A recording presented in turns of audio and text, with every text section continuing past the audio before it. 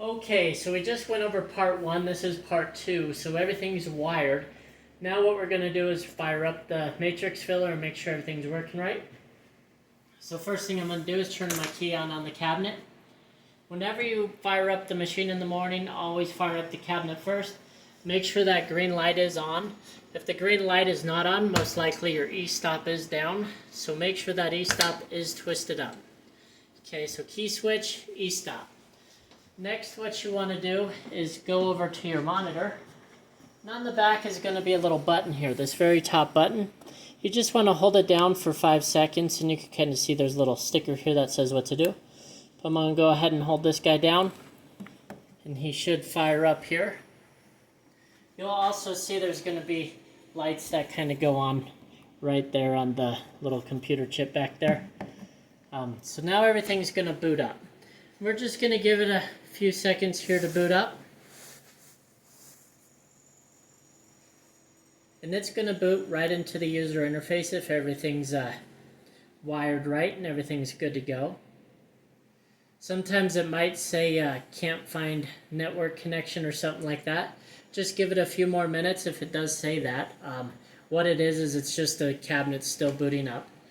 But this booted right into your user interface. This is kind of what it looks like.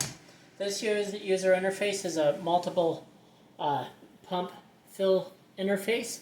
So the difference between a single fill interface and a multi-pump interface is basically you just got a few more boxes right here. Other than that, that's about it. So what you're going to notice right here is the machine says alarm. You want to make sure it says alarm up here. What that's wanting is it's wanting us to home the machine. So what I'm going to do is just click on the mouse so it activates it. And I'm going to go ahead and click this home button. And now all the axes should start moving. For this one, it does have an automatic diving nozzle, so it's going to first home that. Then it's going to move the X and bring that to its limit switch. And finally, it's going to move back the tray table there.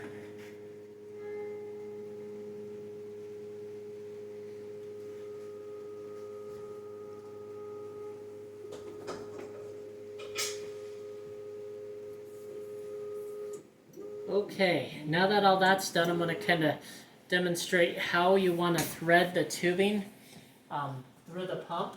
First thing you want to do is unlatch these latches. They're usually latched down. You go ahead and unlatch them, lift that up. Then you're going to take your tubing and you want to make sure you got enough slack from this nozzle. So this nozzle has enough slack so it can move an index over. What you want to do is slide it through the little zip tie there. And then what you want to do is make sure you got enough slack and then whip it through the pump like that and make sure nothing's kinked or anything. And when that's all done, you just want to kind of hold it down and snap these in. It might be a little tough, but that's how you do it.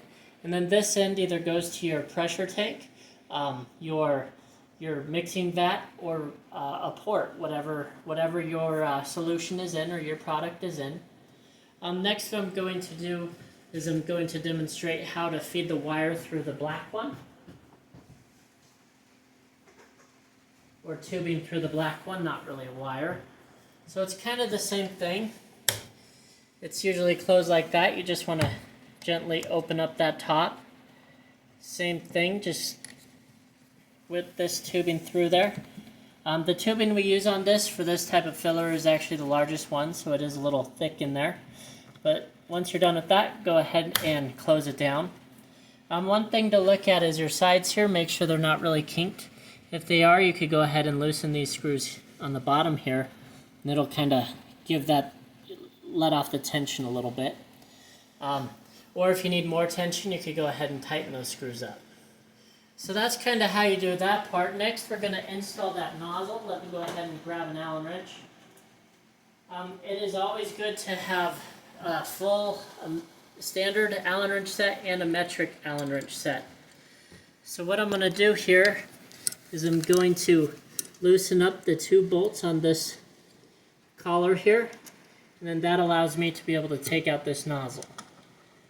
One nozzle is always installed with the system, but I'm just going to show you how to reinstall. So next what you want to do to reinstall it is put that collar on, and kind of squeeze the nozzle and collar together against the aluminum and tighten those up.